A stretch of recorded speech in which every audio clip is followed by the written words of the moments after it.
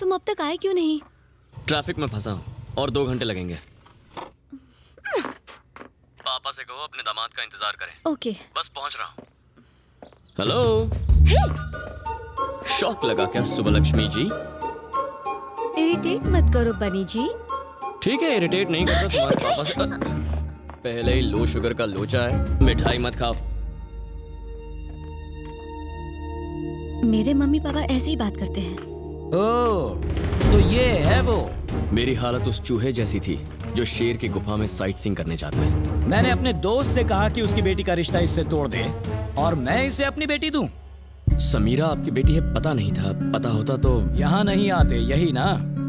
बनी बहुत अच्छा लड़का है पापा। पिता का कर्ज उतारने के लिए इसने सारी प्रॉपर्टी बेच दी। ऐसी बेवकूफी से इम्प्रेस होने की कोई जरूरत नहीं। मैं ही नहीं, पल्लवी भी इससे शादी करना चाहती थी। मैंने नहीं सोचा था कि ये जनरेशन इतनी नासमझ होगी। इंसान पैसा कमाने के लिए ही बना है। महंगी गाड़ी खरीदनी चाहिए, ऐशो आराम की चीजें होनी चाहिए, रहने के लिए ऐसा बड़ा सा एक घर होना चाहिए और बात करने के लिए ऐसी दीवारें भी होनी चाहिए।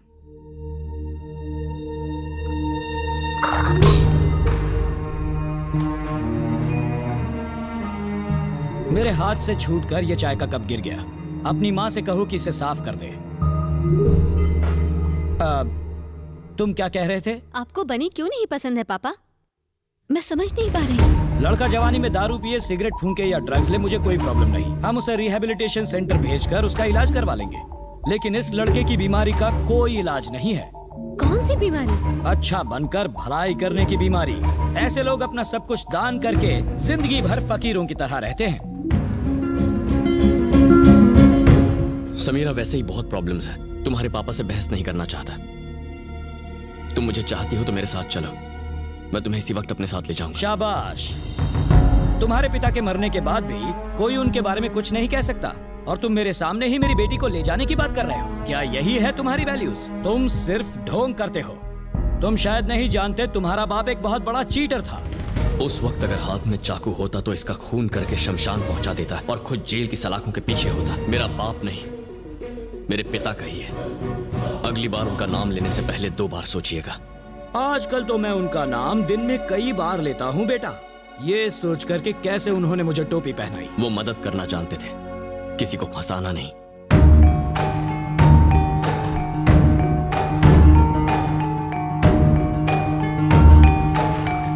मोहन कुमार मिश्रा बिना प्रूफ के बात नहीं करता। ये प्रॉपर्टी तुम्हारे पिता ने ही मुझे बेची थी। तब इसकी कीमत 10 करोड़ थी, आज 30 करोड़ है। लेकिन इससे जुड़े बाकी सारे पेपर्स देवराज नाम के एक आदमी के पास है, जिसने वहां अपना बोर्ड लगाकर उस जमीन पर कब्जा कर लिया है।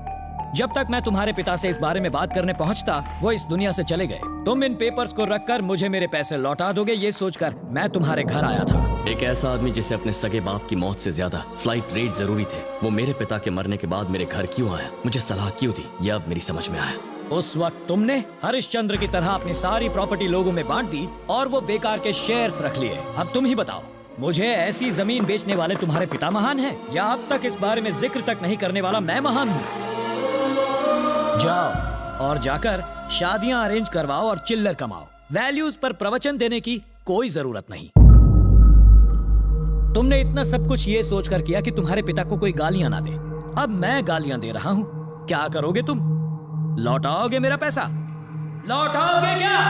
पैसा नहीं दे सकता, पर वो प्रॉपर्टी पेपर्स ला कर दूंगा सर। तुम मुझे पेपर्स ला कर दोगे? जानते हो वो पेपर्स किसके पास हैं? देवराज ठाकुर। वो मेरी तरह शरीफ आदमी नहीं जो तुमसे प्यार से बात करेगा। उसका दूसरा नाम ही दहशत है। आसपास के 21 गांवों में उसी का राज चलता है।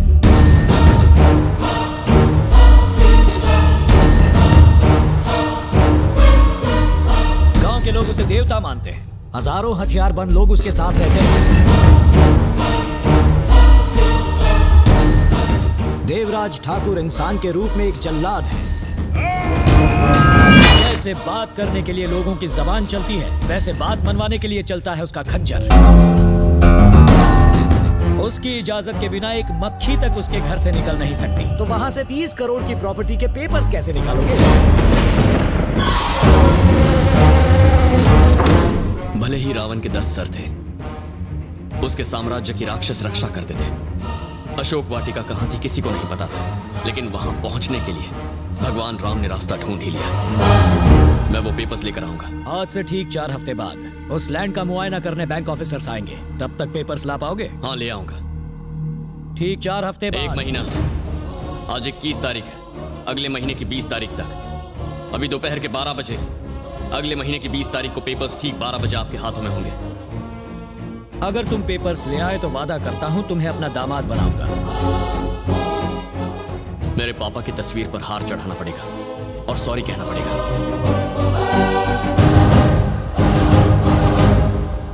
हो सकता है आपको छोटा मुंह बड़ी बात लगे, लेकिन पत्नी का दिल जीतने के लिए कप तोड़ने से कुछ नहीं होता, दीवार तोड़नी पड़ती है।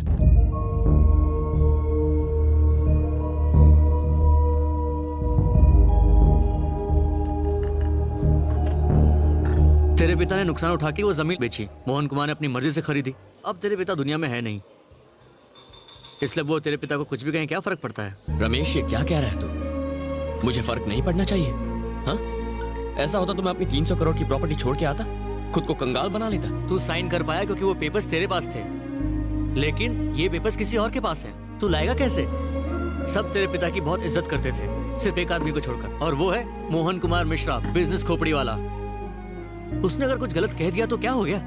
उसकी वजह से तू अपनी जान खतरे में डाल देगा?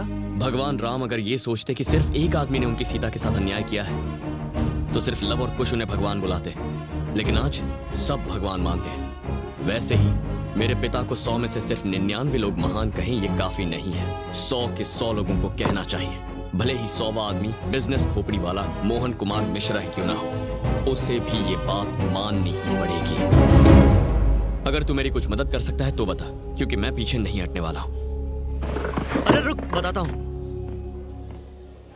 मैं देवराज के जीजा को जानता हूँ। उसका घर गांव में मेरे घर के पास ही है। मैं उससे बात करूंगा। मैं उससे कहूंगा कि एक पार्टी वो जमीन लेना चाहती है और उससे उसके पेपर्स मंगवाऊंगा। उसके बाद हम ओरिजिनल पेपर्स लेंगे और उसकी जगह डुप्लीकेट। ऐसे मत देख यार, ये डुप्लीकेट पेपर्स ओरिजिनल पेपर्स की जगह पर रख देंगे। तू चीटिंग करवाएगा मुझसे? करेक्ट सर, हमें किसी मीटिंग या इस चीटिंग की अरे जरूरत तुम नहीं रुको। धर्मराज ने लड़ाई जीतने के लिए एक झूठ कहा था और तू अपने पिता के लिए एक छोटी सी चीटिंग नहीं कर सकता? यार, जो एग्जाम्पल था वो मैंने दे दिया। हिस्ट्री के बारे में मुझे ज्यादा नहीं पता। अब तू ही बता मैं क्या करूं? तेरे पैर पकड़ लूं? अरे समझने की कोशिश कर, ये रख। हैं? परम, तू भी जा साथ। अरे वो कोई पार्टी करने जा रहे हो जो मैं उसके साथ मतलब? जाऊं? मैं उसके साथ तो झुमरी तलैया भी हाँ, चले जा। जाऊंगा। ओह सर, मैं रख देता हूँ। इस तरह ताली बजा के मेरी मत बजाओ प्लीज, घबराहट होती है। तो नई नौकरी का इंटरव्यू कैसा रहा? काहे का इंटरव्यू सर? पुरानी नौकरी छोड़ के नई नौकरी क्यों ज्वाइन करना चाहते हो? मैंने छोड़ दी कहूंगा तो एटीट्यूड लगेगा। उन्होंने मुझे निकाल दिया सर। ये तो सत्यमूर्ति की कंपनी है ना? हाँ वही। वो तो बड़े अच्छे लोग हैं। अच्छे नहीं, बहुत अच्छे। अगर तुम उनके साथ काम नहीं कर पाए तो दूसरों के साथ क्या खाक काम करोगे? माफ करो भाई, ये लो अपनी फाइल और जाओ यहाँ से। अरे जाओ। तुमने तुम्हारी पुरानी नौकरी छोड़ी या तुम्हें निकाल दिया गया? कल नौकरी छोड़ने की बात की तो मुझे गेट आउट कर दिया। अब वो मैंने खुद ही छोड़ दी क्योंकि मैं आपकी तरह बड़ा बनना चाहता हूँ। वो परिवार मुसीबत में है और तुम उनको छोड़कर मेरे पास आ गए। तुम पर कोई कैसे भरोसा करेगा? हाँ? यहाँ से सीधा जाके दाएं मुड़ जाओ। उसी रास्ते आया था सर। हाँ, वहीं से निकल जाओ। नौकरी छोड़ी बोला तो भी गेट आउट किया और निकाल दिया बोला तो भी निकल जाओ बोला। सर आपसे एक बात पूछूं? पल्लवी की शादी कराने ऊटी गए थे। समीरा से शादी करने के लिए वो गांव का नाम क्या है? रेडीरापट्टी। कौन सी रखपट्टी? होगा यार कुछ। हाँ ठीक है, अभी पटरी से मत उतरो। हम लोग देश के बाहर क्यों नहीं निकल जाते? तुम्हें देखते वीजा कैंसिल कर देंगे। क्या मिर्ची लगी? क्या? एक मछली को प्यास, नौकर को मालिक की गद्दे पे नींद और मुझ जैसे को मिर्ची लग के भी लग नहीं सकती। मजाक में 4 स्टेशन निकल गए। Very good realisation. ट्यून मस्त है ना? बकवास है। चेंज करूं? बस करो। स्टॉप करूं? सो जा। पक्का स्टॉप। सो जा।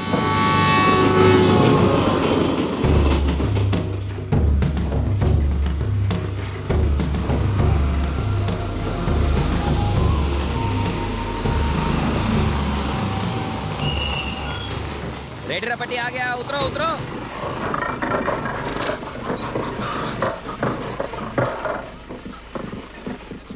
उतरो उतरो। ये सड़क बहुत कड़क है सर।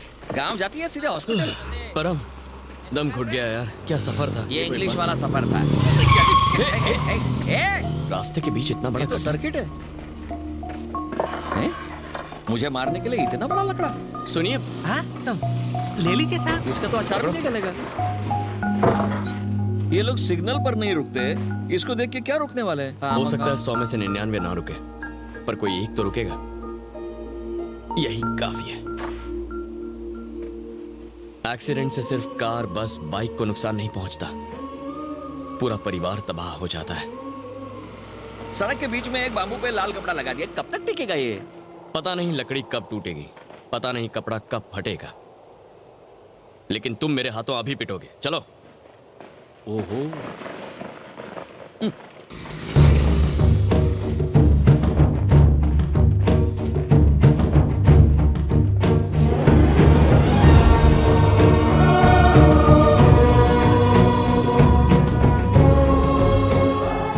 दोनों घर तो दिखने में बिल्कुल सेम है। देवराज का घर कौन सा है और उसके जीजा का कौन सा? उस दिन तेरे दोस्त ने कहा कि देवराज के जीजा के घर का नंबर 6 है। ये रहा नंबर 6। चल। सर, उस दिन जब हम शादी में जा रहे थे, आपके दोस्त ने दुल्हन का नाम नहीं बताया था, तो उसने आपको धोखा दिया। उसे आपका गांव में आना पसंद नहीं था, इसीलिए मुझे लगता है सब उल्टा है। उसके घर का नंबर 9 है, 6 नहीं। आर यू श्योर परम? अब ये देखो बारिश गिरी और ऊपर वाले ने मेरी बात साबित करी। तुम्हारी अरे rhyming इतना और सोचेंगे तो timing की अंदर तो कैसे मैं- पहुंचेंगे? चल चल अंदर चलते, चल चल चल, बारिश गिर रही है। इस बारिश को भी अभी हो रहा था। हम यहाँ देवराज। दादा अंदर है, आ जाओ। हम लोग बाहर क्यों हैं? यार उसने तो कहा था ये बहुत सीधा आदमी है, फिर इतने बड़े दरवाजे और सिक्योरिटी क्यों? सर, मंदिर और जेल दोनों के दरवाजे बड़े होते हाँ। हैं। उस गुंडे देवराज का घर पास में ही है। हाँ। ये उसके जीजा का घर है। असर सीधे तो अंदर होगा चले ही जाओ। ना। मेरी उससे बात हो गई है, वो 2 दिन में माल लाएगा। मैं तुमको बताता हूँ, ठीक है? हाँ ठीक है। हाँ?